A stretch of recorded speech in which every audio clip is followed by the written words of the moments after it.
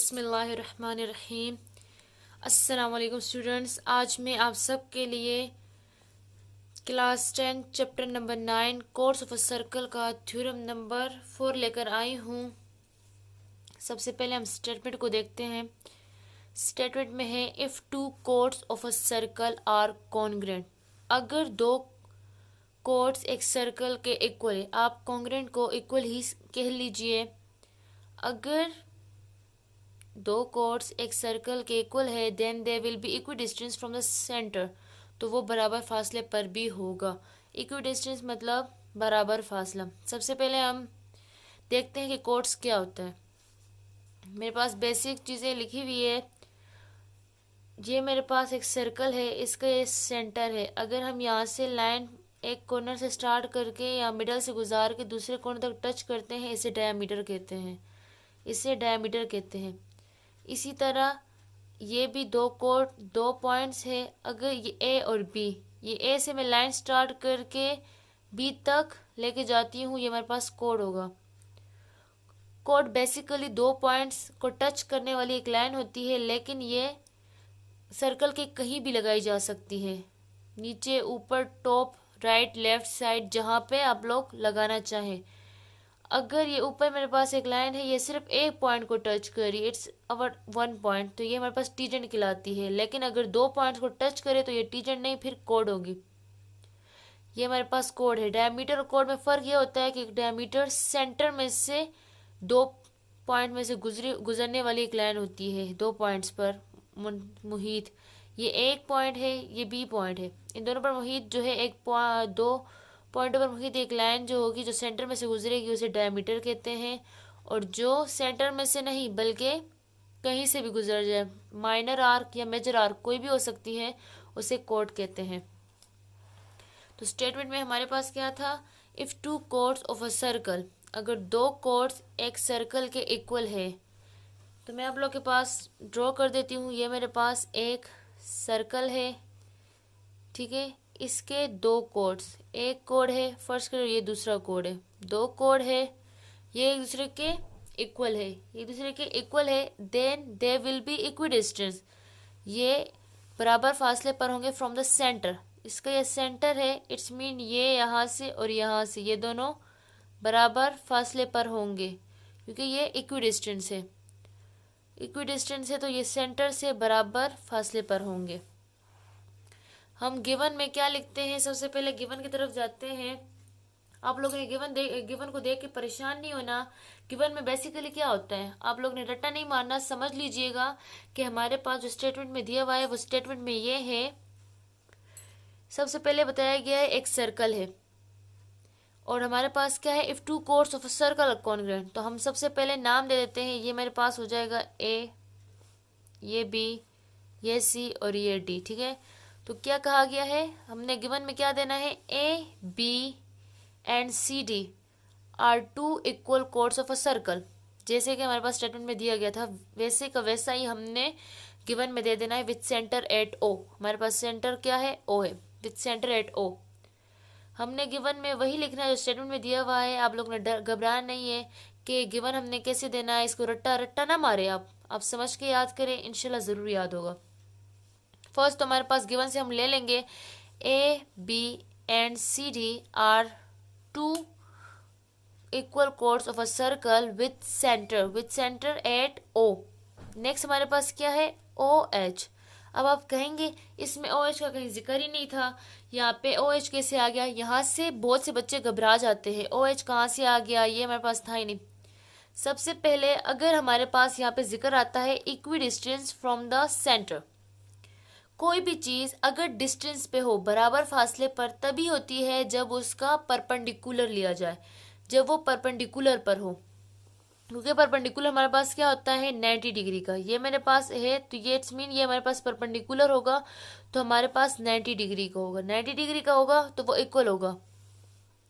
कोई भी चीज़ equi distance से तभी होती है जब वो परपेंडिकुलर हो, किसी भी चीज़ की परपेंडिकुलर हो। तब हमारे पास ये है, अगर हमारे पास इस तरह की स्टेटमेंट है, दो कोड्स है और एक बीच में कोड हमने इक्वी डिस्टेंस डाल दिया है, तो इसमें हमें कैसे पता चल सकता है कि ये इक्वल है, इसलिए इसको साबित करने के लिए हम क्या करेंगे, ओ एक से और ओ को सी से मिला लेंगे, इन दोनों को हम आपस में मिला लेंगे, क्योंकि हमने ये प्रूफ करना है कि ये बराबर फासले पर है, ये इक्विडिस्टेंस है। इक्विडिस्टेंस करने के लिए हम इसको एक ट्रायंगल बना लेंगे। यहाँ से अगर मैं यहाँ पे आप डायग्राम में देख सकते हैं, ये ट्रायंगल की शेप में बन गया। यहाँ पे हमने ट्रायंगल बना दिया। अगर ट्रायंगल बनेगा तो हम इसको इजीली प्रूफ कर सकते हैं, इसलिए हमने इसको ट्रायंगल की शेप में बनाने के लिए हम तीसरी लाइन भी लगा लेंगे, ओ को ए से और ओ को सी से मिला लेंगे। तो इसलिए हमने स्टेटमेंट में क्या लिखा, O H is the perpendicular to A B and O K is perpendicular to C D, क्योंकि ये परपेंडिकुलर है। जिस चीज पर 90 डिग्री का एंगल बनेगा वो परपेंडिकुलर होगा, और परपेंडिकुलर होगा तो ही वो इक्विडिस्टेंस भी होगा। हमने प्रूव, ये तो हमारे पास गिवन हो गया। टू प्रूफ में क्या करना है, टू प्रूफ में हमने यही कहना है कि O H is equal to O K, क्या यानी ये एक दूसरे से इक्विडिस्टेंस पर है। स्टेटमेंट में हमारे पास यही दिया गया था, then they will be equidistant from the centre. तो इसी तरह हमने देखना है कि क्या ये एक दूसरे के इक्वल है या नहीं। कंस्ट्रक्शन में हमने क्या किया, कंस्ट्रक्शन में हमने यही किया, ज्वाइन ओ विद ए, ओ को हमने ए से मिला लिया और फिर सी से मिला लिया। इस तरह हमारे पास right angle triangle O A H और ओ सी के दो एंगल राइट एंगल ट्रायंगल बन गए। इसके बाद प्रूफ की तरफ चलते हैं। तो स्टेटमेंट में सबसे पहले हमने क्या लिखा, ओ एच बाइसेक्ट कोड ए बी। अब आप सोच रहे हो कि ये मुझे कैसे पता चला, ये कैसे पता चला कि ओ एच कोड ए बी को बाइसेक्ट कर रहा है। मैंने आप लोग को बताया था कि बाइसेक्टर बेसिकली क्या होता है। बाइसेक्टर जो होता है, हमारे पास किसी भी लाइन को अगर हम हाफ कर देते हैं, सेंटर में से काट देते हैं, ये हमारे पास बाइसेक्टर कहलाता है। जिस पॉइंट पे हम बाइसेक्ट कर रहे होते हैं वो पॉइंट बाइसेक्ट होता है, और बाकी करने को बाइसेक्टर कहते हैं। बाई मतलब टू और सेक्टर मीन दो इक्वली पार्ट में काटना उसे। ये हमारे पास ए और बी पॉइंट है, इसको मैंने इस लाइन से बाइसेक्ट किया। ये पॉइंट जो लाइन इसे बाइसेक्ट करी थी ये बाइसेक्टर कहलाती है। तो हमारे पास यानी सिंपली वर्ड में हम कह सकते हैं किसी भी चीज को दो इक्वली पार्ट में काटना उसे बाइसेक्ट करना कहलाता है। तो ये हमारे पास क्या है, ओ एच बाइसेक्ट्स कोड ए बी। ओ एच जो है वो कोड ए बी को बाइसेक्ट कर रहा है। डायग्राम में अगर हम देखें हमारे पास क्या है, ओ एच ये और ये हमारे पास ए बी कोड है, ये कोड ए बी है, इसको बाइसेक्ट कर रहा है। क्यों कर रहा है, क्योंकि हमारे पास ओ एच जो है वो परपेंडिकुलर है, वो इसका परपेंडिकुलर है और इस पे 90 डिग्री का एंगल बना हुआ है। 90 डिग्री बाइसेक्टर की फर्स्ट खुसूसियत क्या होती है कि वह परपेंडिकुलर होता है, वो स्ट्रेट लाइन में ही काटता है। जैसे कि ये स्ट्रेट मीन ये नहीं है कि बिल्कुल ऐसी आ रही है तिरछी नहीं आएगी, नो, इट्स मीन ये है कि वो सीधी काटती है, दो इक्वली पार्ट में काटती है। ये देखें स्ट्रेट है, ये 90 डिग्री का एंगल भी बना रही है। तो 90 डिग्री का एंगल बनाते हुए ये जो ओ एच है ये इसको इक्वली पार्ट में काट रहे, इक्वली और इक्वली पार्ट में, ये एक पार्ट और ये दूसरी पार्ट। मेरी डायग्राम थोड़ी सी बेटर नहीं बनी, आप लोग कोशिश कीजिएगा इससे बेटर बनाने की, ताकि आप लोग की इक्वल पार्ट आ सके। मैं आप लोग को समझाने के लिए बता रही हूँ और आई होप कि आप लोग मुझसे बेटर ही बनाएंगे इंशाल्लाह। सो ओ एच जो है वो ए और बी को बाइसेक्ट कर रहा है, क्योंकि ये बाइसेक्ट कोड बाइसेक्ट है, बाइसेक्ट परपेंडिकुलर है, परपेंडिकुलर बाइसेक्टर है, क्योंकि ये इन दोनों को इक्वली पार्ट में काट रहे हैं। और ये हमने कहा क्या और कब कहा, हमने रीजन में लिखा O H is the perpendicular to A B, और ये हमने कहा ये हमने गिवन में कहा है, ये हमने गिवन में कह दिया कि हमारे पास जो ओ एच है वो परपेंडिकुलर है टू ए बी, ये हमारे पास गिवन में हम कह चुके। नेक्स्ट हमारे पास हमने फिर नीचे क्या कंक्लूजन इस लाइन की निकाली है, measurement A H is equal to 1/2 measurement A B. ये अब हमने क्यों कहा, क्योंकि अगर किसी चीज को मैंने अभी कहा कि हम दो हिस्सों में इक्वली काटते हैं, कितने दो हिस्से में इक्वली हम काटते हैं, इट्स मीन कि वो 1/2 हो जाता है, क्योंकि वो हाफ हो जाता है और हाफ को 1/2 कह के ही रिप्रेजेंट किया जाता है। तो अगर ए एच हमारे पास क्या है, ए एच वो ए बी का 1/2 है। क्यों 1/2 है, ये मेरे पास एक लाइन है, ये ए और बी, ये सेंटर जो मेरे पास है ये मेरे पास एच है। अगर मैं इसको ड्रॉ करती हूँ यहाँ से लेकर यहाँ तक, कहाँ से, यहाँ से लेकर यहाँ तक ए एच, तो ये मेरा कितना हो जाता है, मैं इसको कह सकती हूँ कि A B is equal to 1/2। A H जो मेरे पास है A H is equal to 1/2। क्यों, क्योंकि ए एच जो है उसको मैं डबल अगर इक्वल करूँ, मैं लिखूँ A H plus B H is equal to A B, मैं ऐसे कह सकती हूँ। क्यों, क्योंकि ये और ये दोनों हाफ हाफ पार्ट जब एक साथ होंगे तो पूरा ए बी लाइन बन जाएगी पूरी, क्योंकि ये हाफ है। तो इट्स मीन ये है कि जो हमारे पास ए एच है ये हमारे पास पूरे ए बी की जो है हाफ है। तो मैंने लिख दिया A H is equal to 1/2 M A B, ये मेरे पास इक्वेशन 1 हो गई। फिर क्या कहा हमने, ओ के बाइसेक्ट कोट सी डी, ये भी जिस तरह हमने कहा ओ एच इस तरह ओ के भी है, क्योंकि ओ के बी सी डी को बाइसेक्ट कर रही है, ये परपेंडिकुलर है ओ के और ये सी डी को दो इक्वली पार्ट में काट रही है, इक्वल और इक्वल पार्ट में बाइसेक्ट कर रही है, इसलिए हमारे पास बाइसेक्ट है।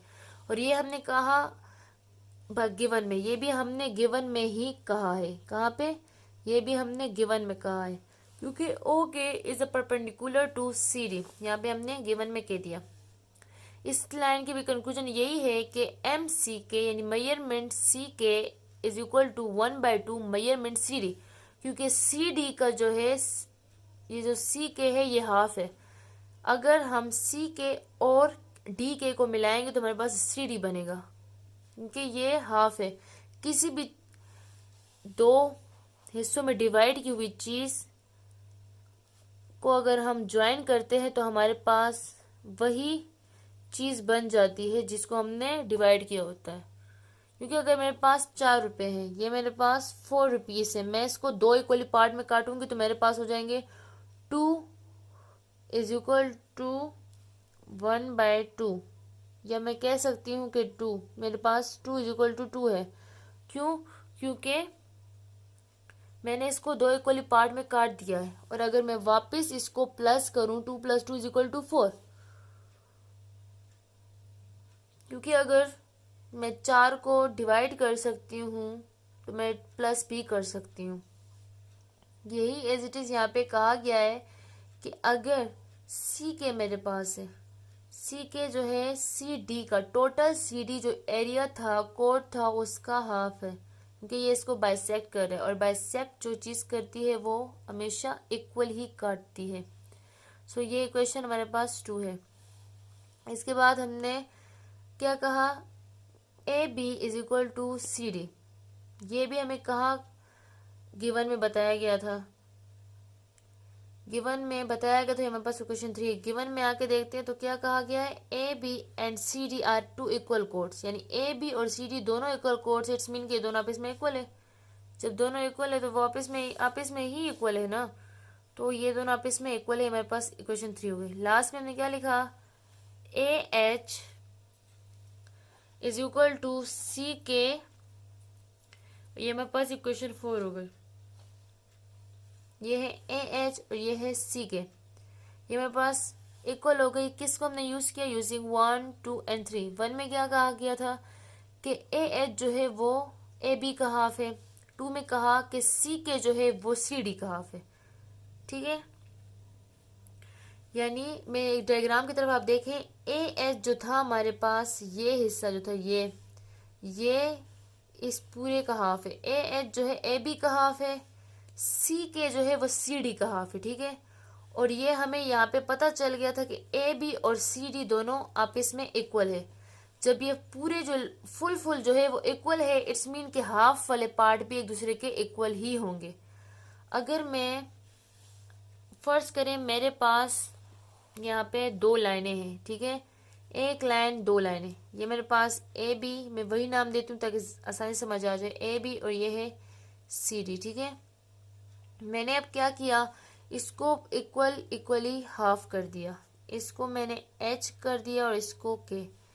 मैंने अब क्या कहा, ए एच जो है ये हाफ है किसका, ए बी का, यानी एच तक जो है ये इन दोनों का हाफ है, ये के तक सी डी का हाफ है, यानी सी के करूं या डी के करूं ये हाफ है। और मैंने साथ में ये भी कह दिया कि A B is equal to C D, ये दोनों लाइनें एक दूसरे की इक्वल है, और ये जो हाफ हाफ है, ये एक जो है एच ए एच जो है वो बी ए बी का हाफ है, और सी के जो है वो सी डी का हाफ है। तो जब ये पूरी लाइन, एक ये पूरी लाइन ये दूसरी पूरी लाइन की इक्वल है, इट्स मीन कि इसका हाफ दोनों दूसरे के इक्वल होंगे। क्यों? क्योंकि अगर दो एक चीज है मेरे पास, फर्ज करें दो जो है पेंसिल्स है, एक पेंसिल है और एक पेन है, ठीक है, मेरे पास ये दो है, ये दोनों मेरे पास लंबाई में दोनों एक जितने हैं, कितने, एक जितने हैं। अगर मैं इस ब्लैक पेन को हाफ करती हूँ, ठीक है, इसको मैं हाफ करती हूँ और इस पेंसिल को भी मैं हाफ करती हूँ, ठीक है, दोनों अगर लंबाई में इक्वल है, ठीक है, दोनों लंबाई में इक्वल है, और मैं इसको हाफ करती हूँ और इसको भी हाफ करती हूँ, तो मुझे प्रूफ करने की जरूरत नहीं है कि इसका हाफ जो है वो इसके इक्वल नहीं हुआ, क्योंकि अगर कोई चीज बराबर में काट दी जाए और उससे पहले हमें पता है कि दोनों एक ही जितने हैं, तो बराबर में कटे हुए पीस भी एक दूसरे के इक्वल ही होंगे, क्योंकि हमने बराबर काटा है। अगर वो एक दूसरे के इक्वल थे तो बराबर पार्ट भी एक दूसरे के इक्वल ही होंगे। तो यही ये बताया जा रहा है कि अगर ये हाफ हाफ एक दूसरे के, जो ये पूरी पूरी लाइनें हैं ए एच और सी के, ये इसलिए दूसरे के इक्वल हुई है, छोटी छोटी लाइनें जो बीच में से काटी गई थी, क्योंकि ए बी और सी डी से के इक्वल थी, और ये हमने इक्वेशन 1 2 और 3 को इस्तेमाल करते हुए कह दिया। अब हमने ये तो प्रूफ कर दिया कि जो है हमारे पास लाइन है ये परपेंडिकुलर है, ये इक्वल है, लेकिन हमने सही जो स्टेटमेंट में कहा गया था वो क्या था, वो हमने ये प्रूफ करना था कि क्या ये बराबर फासले पर है सेंटर से। सेंटर से हमारे पास क्या बन रहा है, O H and O K, और हमने प्रूफ वही करना है। अगर आप प्रूफ में देखें तो प्रूफ में भी हमारे पास वही है, O H is equal to O K, तो हमने ये प्रूफ करना है। तो सबसे पहले हम देखते हैं, हमारे पास है now in right angle triangle O A H, हमारे पास कौन सी ट्राइंगल बनी है, ओ ए एच, और दूसरी कौन सी है, ओ सी के, दोनों का कोरिस्पॉन्डिंग कर रहे हैं हम, ठीक है, कोरिस्पॉन्डिंग कर रहे हैं। तो हमारे पास है given O H is perpendicular to A B, ये हमें कहाँ से पता चला कि दोनों के कोरिस्पॉन्डिंग है, ये हमें यहाँ से गिवन में पता चला। गिवन में कहा गया था कि ओ एच जो है वो ए बी का परपेंडिकुलर है और ओ के जो है वो सी डी का, यानी ओ एच जो है वो परपेंडिकुलर है ओ ए का, ठीक है, ए बी का, यानी वो ए बी को बीच में से काट रहे हैं ना, परपेंडिकुलर है, और ओ के जो है वो सी डी का है। ये हमें यहाँ से पता चला कि ये दोनों जो ट्राइंगल है एक दूसरे के कोरिस्पॉन्डिंग है। हमने सबसे पहले क्या कहा, hypotenuse O A, hypotenuse O A, hypotenuse O A जो है हाइपोटेनियस ओ सी के इक्वल है, यानी hypotenuse O A is equal to O C. ये हमने क्यों कहा, ये हमने इसलिए कहा क्योंकि ये एक ही सर्कल के सेम रेडी है, यानी एक ही सर्कल के रेडी है। अभी हमारे पास बेसिक जो है स्टेप में है कि किसी भी एक सर्कल के जितने भी रेडियस होते हैं वो एक दूसरे के इक्वल होते हैं। अगर कितने भी एंगल रेडियस ही क्यों ना हो, 4 5 6 7, वो सारे एक दूसरे के इक्वल होते हैं। ऐसा हो ही नहीं सकता कि वो दूसरे के इक्वल ना हो। अगर फर्ज करें अगर वो इक्वल नहीं आते, इट्स मीन कि हमारे सर्कल में कोई ना कोई इशू है, या तो वो सही से ड्रा नहीं हुआ, या तो हमने रेडियस इक्वल ही नहीं बनाया, क्योंकि रेडियस जो होते हैं वो हमेशा इक्वल ही आते हैं, क्योंकि वो सेंटर में से उठते हैं और साइड के कॉर्नर से लगते हैं, यानी एक सेंटर से उठ के साइड पे जो कॉर्नर को टच करे, इट्स मीन ये रेडियस होता है हमारे पास। तो इसलिए ये hypotenuse O A and O C के इक्वल है, क्योंकि वो सेम सर्कल के रेडी है। नेक्स्ट हमने क्या कहा, measurement A H is equal to measurement C K, और ये हम ऑलरेडी 4 में प्रूफ कर चुके हैं, क्वेश्चन 4 में। क्यों? क्योंकि हमने कहा था कि अगर एक जो लाइन है, फुल लाइन ए बी, अगर वो पूरी लाइन सी डी के इक्वल है तो उन दोनों का जो हाफ होगा वो भी एक दूसरे के इक्वल होगा। क्योंकि अगर पूरी लंबाई एक दूसरे की इक्वल होती है, मैं दोबारा रिपीट करती हूँ, अगर ये पूरी, ये एक पेन है, ये किसी चीज़ के मैं इक्वल रखती हूँ और उनकी लंबाई दोनों की बराबर होती है, अगर मैं इसको काट देती हूँ और उसको भी काट दूँ तो मैं उनके हाफ पार्ट पे इक्वल ही रखूँ, कहूँगी, उनको कंसिडर करूँगी, क्योंकि जब वो काटने से पहले एक जितने थे, काटने के बाद भी एक जितने ही रहेंगे, क्योंकि हमने इनको बराबर हिस्सों में काटा है, इसलिए ये इक्वल ही रहते हैं। तो ये हमने चौथे क्वेश्चन में प्रूफ कर दिया। हमने क्या लिखा, triangle O H is equal congruent triangle O C K, triangle O H is congruent to triangle O C K. ये हमने क्यों कहा? क्योंकि हाइपोटेनियस साइड पोस्टुलेट, यानी एक हाइपोटेनियस और एक साइड हमने प्रूफ कर दिया। राइट एंगल ट्राइंगल में हमारे पास दो साइड अगर प्रूफ हो जाए, यानी एक हाइपोटेनियस एक साइड या एक एंगल एक साइड, जो भी अगर प्रूफ हो जाए, सॉरी एंगल नहीं, दो साइड प्रूफ हो जाए तो वो हमारे पास प्रूफ ही होता है, क्योंकि हमें पता होता है राइट एंगल में, ट्रायंगल में एक एंगल होता है वो 90 का होता है। उसके अलावा अगर दो प्रूफ हो जाए तो इट्स मीन कि हमारे पास राइट एंगल ट्रायंगल प्रूफ हो चुका है। तो हमने ये इसलिए लिखा हाइपोटेनियस एंड साइड पोस्टुलेट, क्योंकि हमारे पास एक हाइपोटेनियस और एक साइड प्रूफ हो चुकी है।